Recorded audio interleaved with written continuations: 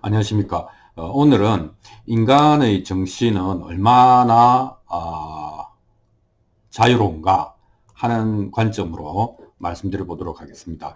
불교에서는 일체유심조라는 말을 쓰고 있고 너무나 유명한 말이죠. 하지만 그 해석에 대해서는 조금 분분한 것 같습니다. 또 그것만 있는 게 아니고 유식무경이라는 말도 있죠. 의식만 있고 인식만 있고 실제로 사물이 있는지, 사물은 없다 하는 게 무경이죠. 그 다음에 삼계유심, 만법유식이라는 말도 있죠. 그래서 삼계는 오직 마음이고 만법은 오직 의식에 불과하다. 이런 이제 얘기들이 불교에서는 아주 일반적으로 있습니다. 그러니까 여기서 이제 들어보면 불교는 사물을 뭐 부정하고 오직 마음만 강조하는 것 같고, 그 다음에 마음이 세계를 만들었다, 이렇게 이제 생각할 수 있지 않습니까? 그런데 이제 이 부분에 대해서 현대인들은 좀 받아들이기가 어려우니까 뭐 그게 옳다 그르다를 떠나서 한번 더듬어 보도록 하겠습니다. 이제 객관주의가 있고 유심주의가 있는데, 객관주의라고 하는 것은 과학주의죠. 그러니까 현상 이전의 상태가 뭐가 있을 거고 거기서 빅뱅이 일어나고 빅뱅의 결과로 그걸 이제 과학적으로 표현하면 대칭이라고 하는 우주적 대칭이 자발적으로 붕괴하면서 이제 현상이 출현했다, 이렇게 세계가 출현했다라고 보는 것이죠. 그리고 그것이 생명을 낳고 생명이 진화하고 이제 인간이 되고 인간은 뇌를 낳고 뇌가 이제 의식을 만들었다, 이렇게 이야기를 하는 것이죠. 그리고 그 의식이라고 하는 것은 뇌라고 하는 감각기관이 바깥의 사물을 인지해서 신경망을 통해서 뇌의 회로를 통해서 해석한 결과다, 이렇게 이야기를 하는 것이죠. 그러니까 과학적 객관주의에 의하면 세계는 있고 그 다음에 인간은 그것을 뇌를 통해서 해석함으로써 인식한다, 요렇게 이제 이해할 수 있겠습니다. 두 번째는 유심주의인데, 이거는 이제 영성에 기반한 유심주의라고 하는 것은 뭐냐면 인간은 자기가 없으면 세계를 인식할 수 없지 않느냐. 그러니까 나라는 존재와 세계의 인식은 함께 출현했다가 함께 사라진다, 이렇게 이제 표현을 하는 것입니다. 그렇지만 뭔가 과학 교육을 받은 우리는 좀 이상하다, 이렇게 생각할 수 있겠죠. 근데 이게 이제 또 여기에 기름을 부은 게 양자역학 아니겠습니까? 양자역학이라고 하는 것은 뭐냐면 이 상태가 정해져 있지 않다는 것이죠. 없다가 아니라 정해져 있지 않다는 겁니다. 그래서 중첩된 상태에 있다가 우리가 어떤 측정이라고 하는 이제 사건이 생기면 그 측정에 의해서 확률 파동 함수가 붕괴되어 가지고 중첩 상태가 해소된 것, 그것이 우리 눈에는 현실로 보인다, 현상으로 보인다, 이런 이제 해석이 되겠습니다. 그래서 이제 이 양자역학에 들어오면서 유심주의가 또 힘을 얻었죠. 그래서 그 봐라, 우리가 봐야, 우리가 의식해야 세계가 실제로 고정되는 거다, 이렇게 이야기를 하는 것이죠. 근데 이제 이 두 가지, 뭐 객관주의가 되었든 유심주의가 됐든 결국은 이제 불교적으로 보면은 이제 일체유심조라고 하는 말의 그 이해에 도움이 됩니다. 그러니까 이제 실제로 세계가 객관적으로 존재할지 모르죠. 또 실제로 세계가 존재하지 않을지도 모르죠. 뭐 이 부분은 있든지 없든지 간에, 또는 어떤 모습으로 존재하든지 간에, 적어도 이제 인간이 사는 세상이라고 하는, 인간이 이해하고 살아가는 세상이라고 하는 필드, 이 장이라고 하는 것은 자기가 의식하는 세계가 전부인 것은 사실이죠. 심리적으로, 인지적으로 보면. 그래서 이제 이런 말은 가능합니다. 이 세계는 뭐 다양한 모습 혹은 단 하나의 모습일지 모르지만 해석된 우주다. 나에게 있어서는 내가 해석한 우주, 내가 인식한 우주, 나는 그 우주를 사는 거다라고 하는 정도의 얘기는 할 수 있겠습니다. 그러니까 다시 말해서 어떤 얘기는 하면 안 되는가 하면은, 내가 다 안다든지 내가 모든 것을 통제 가능하다든지 하는 전지전능은 안 되는 겁니다. 그것은 바깥의 일이고, 그것은 뭐 우리가 흔히 거기다가 신이라는 이름을 붙이는 이유가 그 정확하게 다 알 수도 없고 다 통제할 수도 없다라고 하는 것에 대해서는 열어놔야 된다, 이렇게 이야기를 할 수 있겠습니다. 그렇다면 내가 할 수 있는 일은 뭐냐면 일어난 사건, 부딪히는 현상들에 대해서 내가 해석은 또 나한테 좀 주어져 있는 권한이 아니겠느냐, 이렇게 이야기를 할 수 있겠죠. 그래서 이제 좀 급진적으로 이야기하자면, 그러니까 인식하지 않으면 세상은 없는 거 아니냐. 뭐 전쟁이 나도 깊은 산골에서 전쟁 난 소식 모르면 내 심리적 그 장에서 전쟁이라는 건 없는 거 아니냐, 이렇게 이야기를 하는 것이죠. 그러니까 뭡니까? 인식하지 않는 세계는 살 수 없으니까 삶이란 곧 인식이다, 세계란 곧 인식이다, 이렇게 좀 급진적으로 이야기를 하는 것이죠. 더군다나 이제 영성가들 중에는 잠에서 깨어날 때 내가 잠에서 세상이 있고 내가 잠에서 깨어나는 게 아니다, 나와 세상이 함께 동시에 출현하는 것이다, 이렇게 이야기를 하는 것이죠. 근데 이제 이 관점은 뭐 이제 뭐든지 극단적으로 가는 거는 조금 이제 어려움이 있는 게, 이게 이제 뭐 부딪히고 한 대 쳐맞고 뭐 예를 들면 예, 이런 식으로 이제 그런 얘기 반론을 많이 받습니다. 그렇지만 그 부분에 대해서는 이제 그렇게 조금 일반인들이 느끼기에 현실적인 답변은 별로 없는 것 같습니다.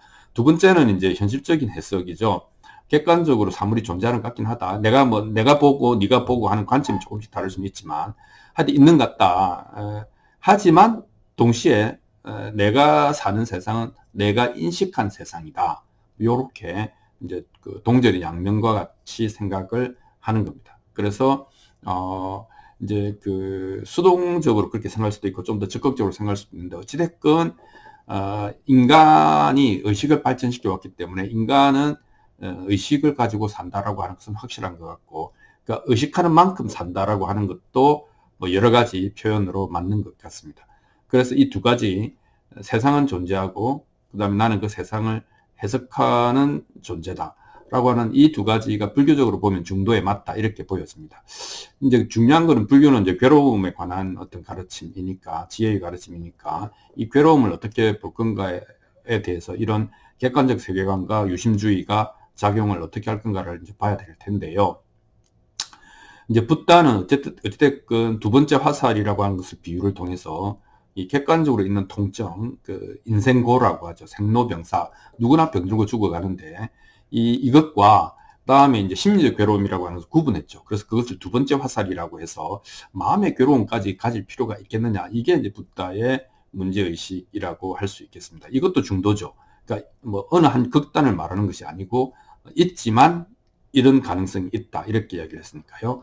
그래서 이제 마음의 괴로움을 두 번째 화살로 표현하면서 이제 이 유심주의를 이제 거기다가는 적용시킵니다. 뭐냐면은 이 괴로움이라고, 마음의 괴로움이라고 하는 것은 해석된 세계를 경영하는 내가 선택한 결과다. 이게 양자역학적인 관점과 좀 맞아떨어지는 것이죠. 그래서 그 이 중첩된 상태가 이제 있는데 우리가 이제 측정에 의해서 입자로 볼 것인가 파동으로 볼 것인가, 측정이라고 하는 사건이 개입해야 파동으로도 나타나고 입자로도 나타나는 형태로 출현한다, 세계가 출현한다, 뭐 이런 관점에서 해석된 세계가 곧 나의 세계다 라고 하는 관점입니다. 그러니까 괴로움이라고 하는 것은 그 자체가 실체가 있는 게 아니고 내가 이것을 괴로움으로 볼 것인가 안 볼 것인가를 결정하는 나의 태도에 따라 달려있다, 이렇게 이제 이야기를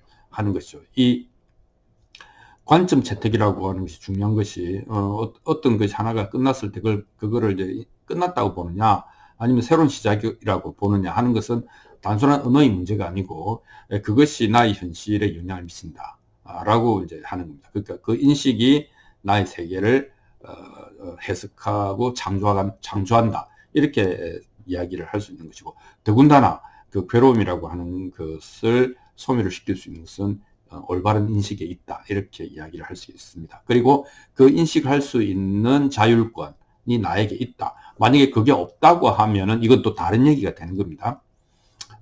이제 그렇게 해서 이제 붓다도 그렇고 양자역학도 좀 그런 것 같고 빅터 프랭클도 그런 이야기 했지 않습니까?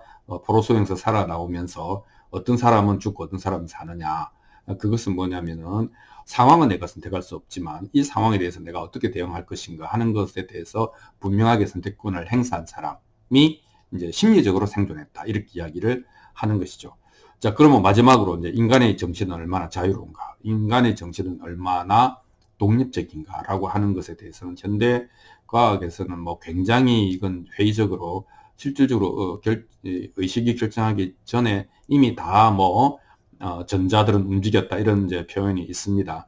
어찌됐건 이제 스펙트럼이 좀 있죠. 아주 기계적 수동성, 그러니까 인간은 상황에 반사적으로 반응하는 존재지 무슨 생각하고 의식하고 선택하는 자율권을 갖고 있는 것처럼 보이는 것은 다 뒤에 합리화하는 거다 이렇게 이제 보는 쪽도 있고, 또 이제 한쪽은 완전한 이제 주관성, 의식이 전부다라고 하는 쪽이 있죠. 역시 이것도 중도를 이야기하자면 인간은 생로병사하는 존재고 객관적으로 부스러져가는, 객관적으로 사가가는, 없어져가는 존재는 틀림없다. 거기서 또 그러니까 생명을 죽여서 먹어야 살아갈 수 있는 존재로서의 그런 그 질곡도 있다. 그러니까 객관적으로 괴로움, 그러니까 통증이라고 하는 것은 존재한다. 하지만 상대적인 독립성이 의식에게 주어져 있다. 그리고 인간은 이 상대적 독립성이 있는 의식을 더 심화하고 확장함으로써 인간은 새로운 삶의 지평을 개척해 갈 수 있다라고 하는 것이 중도고